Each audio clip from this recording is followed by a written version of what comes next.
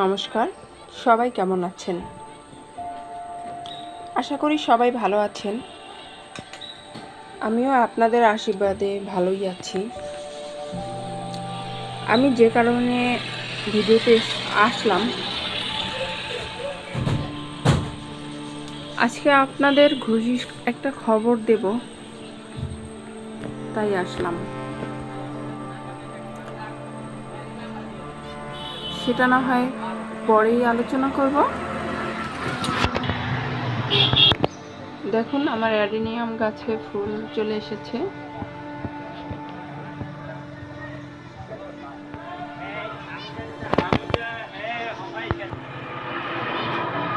পাশে একটা টবে জেট প্ল্যান্ট লাগিয়েছিলাম, নিজেরই মেক করা টব।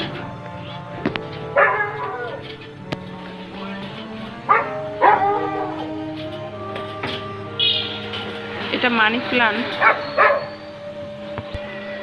এটা হচ্ছে কিছু সাকুলেন্ট। দেখুন, গত বছর কিছু পাতা লাগিয়েছিলাম, সেখান থেকে দেখুন কতটা ঝাপড়া হয়েছে। অসাধারণ লাগছে আমার এই গাছগুলো। এই ক্যাকটাসগুলো না দেখালেই নয়।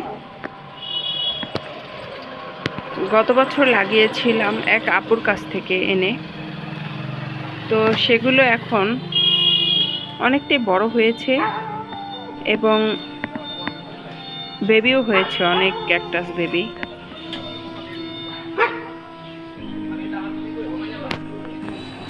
এগুলো আমার স্কুলের ছাত্রছাত্রীদের জন্য লাগিয়েছিলাম, কিছু পর্তুলাকা এবং কিছু অপরাজিতা, সেগুলো আমি দিয়ে দিয়েছি।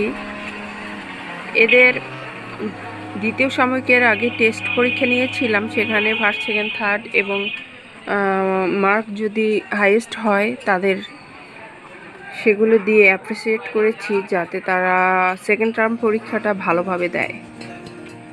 আপনারাও এই টেকনিকগুলো ব্যবহার করতে পারেন, যাতে বাচ্চাগুলো সুন্দরভাবে পরীক্ষা দেওয়ার মনোবল পায় এবং উৎসাহ পায়।